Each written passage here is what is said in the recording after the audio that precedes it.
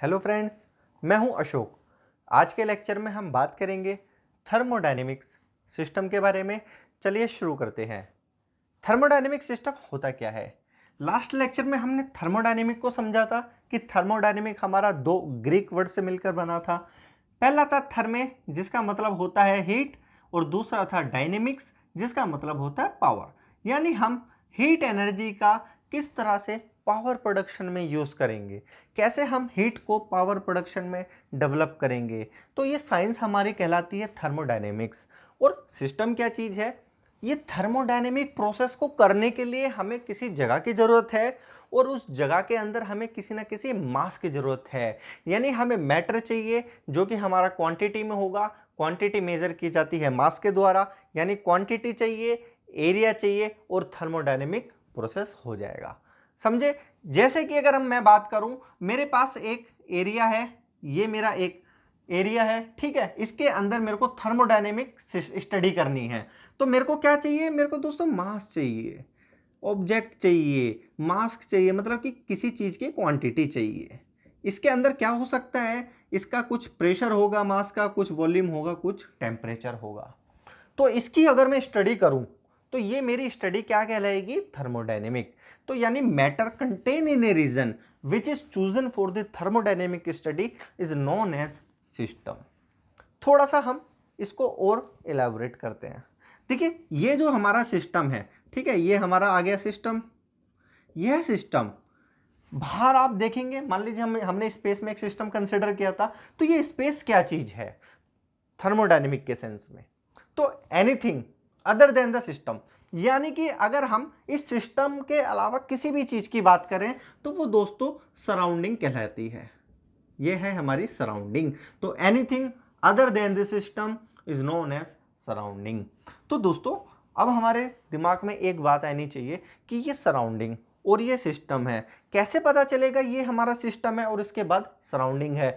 तो उस चीज को बताने के लिए एक चीज जो आती है वो है हमारा, ये है बाउंड्री।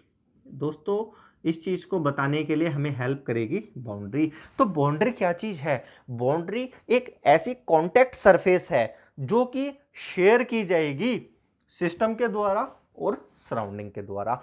मगर मैथमेटिकली देखा जाए दोस्तों, भले ही ये हमारी कॉन्टेक्ट सरफेस है, बट बाउंड्री की थिकनेस 0 होती है। तो हमें दो चीज पता चली, एक तो ये क्या चीज है बाउंड्री, एक हमारी कॉन्टेक्ट सरफेस है जो कि शेयर की जाएगी सिस्टम और सराउंडिंग के द्वारा।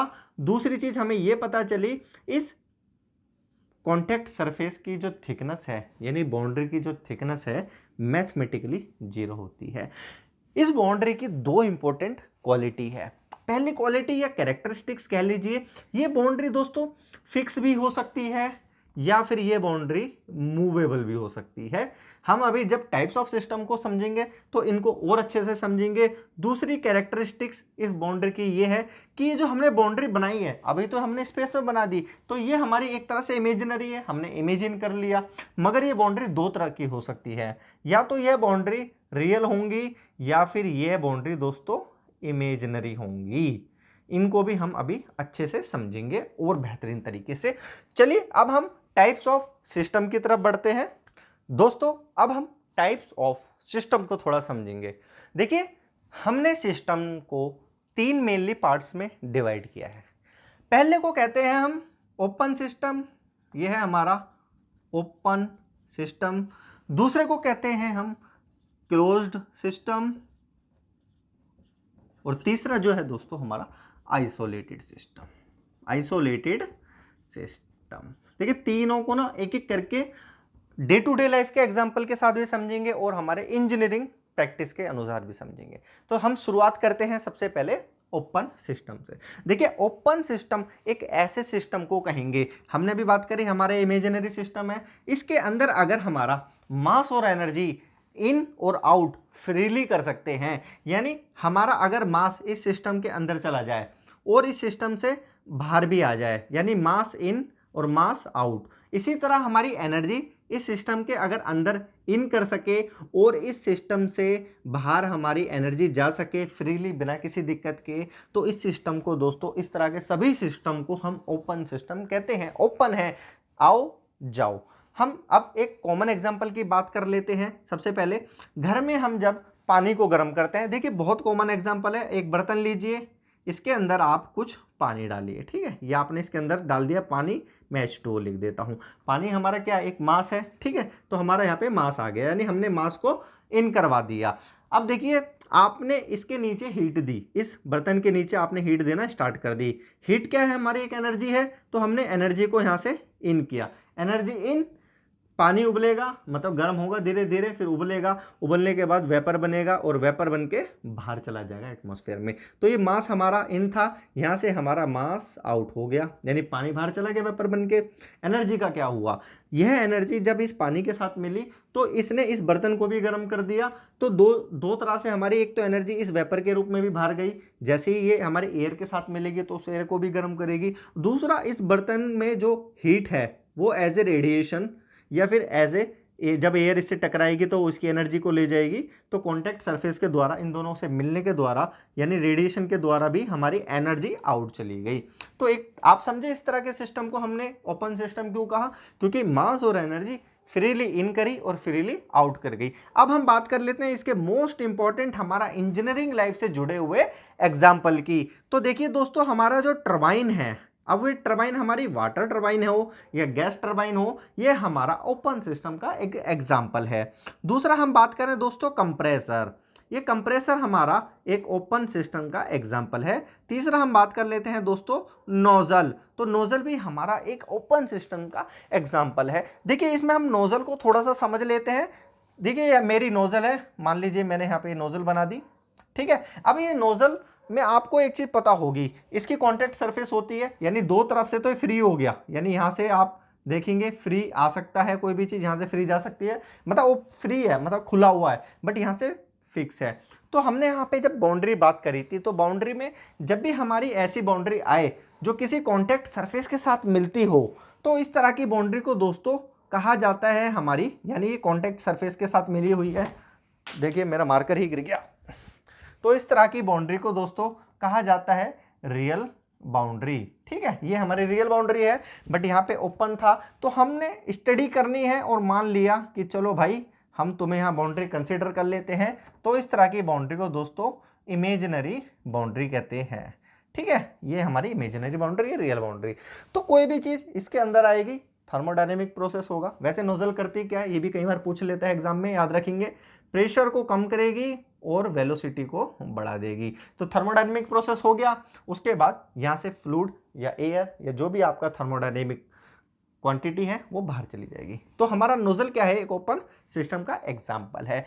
ओपन सिस्टम को याद रखेंगे दोस्तों कंट्रोल वॉल्यूम के नाम से भी जाना जाता है। तो कंट्रोल वॉल्यूम और ओपन सिस्टम हमारे सेम नाम है। बात कर लेते हैं हम क्लोज्ड सिस्टम का। ऐसा सिस्टम जिसके अंदर मास को हमने कांस्टेंट कर दिया, यानी भाई मास भाई तू ही रुक जा, और एनर्जी को हमने बोल दिया कि एनर्जी आप इन भी कर सकती हो सिस्टम से और इस सिस्टम से बाहर भी जा सकती हो, energy in energy out, but mass remain constant. तो ऐसे सिस्टम को दोस्तों क्लोज्ड सिस्टम कहा जाता है, क्योंकि हमने यहाँ पे मास को रोक लिया, मास को कंट्रोल कर लिया।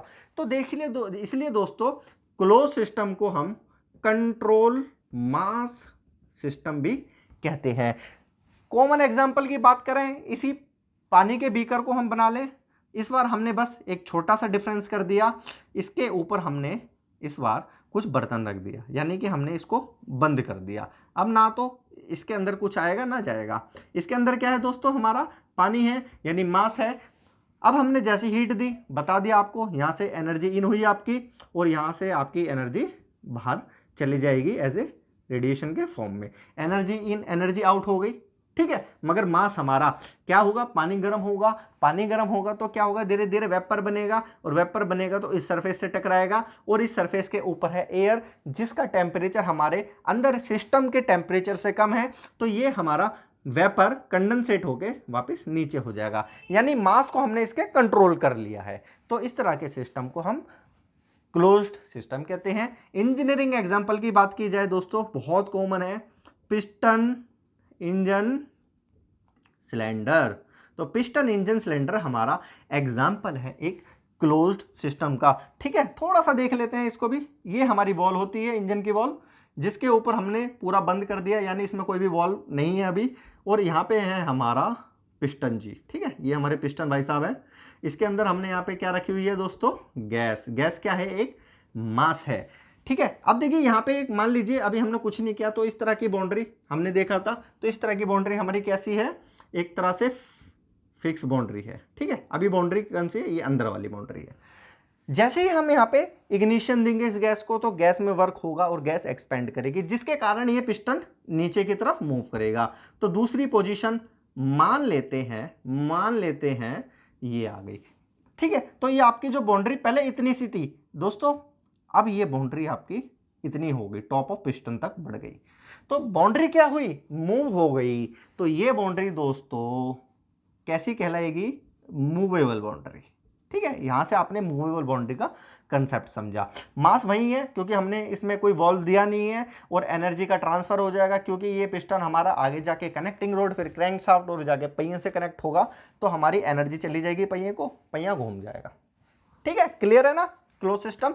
लास्ट बात करते हैं हम आइसोलेटेड सिस्टम का। देखिए आइसोलेटेड का मतलब होता है बंद, ना ही कोई अंदर आएगा ना ही अंदर से कोई बाहर जाएगा। ठीक है, एग्जाम्पल की बात कर लें दोस्तों, तो बहुत कॉमन एग्जाम्पल जो आपकी डे टू डे लाइफ से भी जुड़ा हुआ है वो है फ्लास्क, जिसके अंदर आप पानी गर्म डालते हैं तो आपको गर्म ही मिलता है। ठीक है, इस फ्लास्क में आपने गर्म पानी तो डाल दिया, बट हमने कैसा बोला, ये सिस्टम है आइसोलेटेड, बंद है, यानी एनर्जी भी इसके बाहर नहीं जाएगी, मास तो रहेगा, एनर्जी भी नहीं जाएगी। तो इसके लिए आपको एक छोटा सा अरेंजमेंट करना पड़ता है। वो अरेंजमेंट का नाम है दोस्तों एक वॉल। यानी आपने यहाँ पे क्या डाला है, मास। ठीक है, पानी मान लीजिए गर्म पानी है, मास डाल दिया, इसके चारों तरफ आपने बना दी है एक वॉल। ठीक है, ये आपने इसके चारों तरफ एक बना दी है दीवार, और इस दीवार को दोस्तों छोटी क्लास में बोला जाता है एडियाबैटिक वॉल। एडियाबैटिक वॉल, जब आप बड़े होंगे इंजीनियरिंग लाइन में आएंगे तो इस एडियाबैटिक वॉल को दोस्तों इंसुलेशन भी कहा जाता है। इंसुलेशन, तो आप एडियाबैटिक वॉल समझिए, इंसुलेशन समझिए। तो इंसुलेशन या एडियाबैटिक वॉल एक ऐसी वॉल होती है, एक ऐसी दीवार है जिसके अंदर नहीं आएगा कोई, ना बाहर जाएगा। यानी कि यहां से जो एनर्जी है वो बाहर जाने की कोशिश करेगी बट जा नहीं पाएगी, ना ही बाहर की कोई चीज अंदर आ पाएगी। तो हो गया ना एकदम। तो आपको पानी गर्म मिलेगा, चाहे अभी उठाइए चाहे शाम को उठाइए, मगर इसमें ये तो हमने थ्योरेटिकली बात करी, हमेशा बंद रहेगा, ना कोई अंदर जाएगी ना बाहर जाएगी। मगर प्रैक्टिकली बात की जाए ना दोस्तों, तो ये हमारा कोई भी सिस्टम परफेक्टली आइसोलेटेड नहीं होता। कुछ टाइम पीरियड के लिए तो आप इसे कर सकते हो, मगर आज का गर्म पानी आप कल देखेंगे तो क्या उतना ही गर्म रहेगा? गर्म रहेगा हो सकता है, बट उसका टेम्परेचर उतना नहीं रहेगा जितना उस समय आपने इसे पोर किया था। तो इससे क्या पता चला, एनर्जी बाहर निकल गई। प्रैक्टिकली बात कर रहा हूं, एनर्जी बाहर निकल गई। और अगर एनर्जी बाहर निकल गई तो ये हमारा आइसोलेटेड सिस्टम दोस्तों उस समय बन जाता है क्लोज्ड सिस्टम। एग्जाम्पल की बात कर लें दोस्तों, यूनिवर्स। यूनिवर्स कैसा है? यूनिवर्स के अंदर ना ही एनर्जी कहीं बाहर से आती है, ना ही हमारे एनर्जी यूनिवर्स की कहीं बाहर जाती है। तो ये था दोस्तों ऑल अबाउट हमारा थर्मोडायनेमिक सिस्टम के बारे में। Thank you for watching.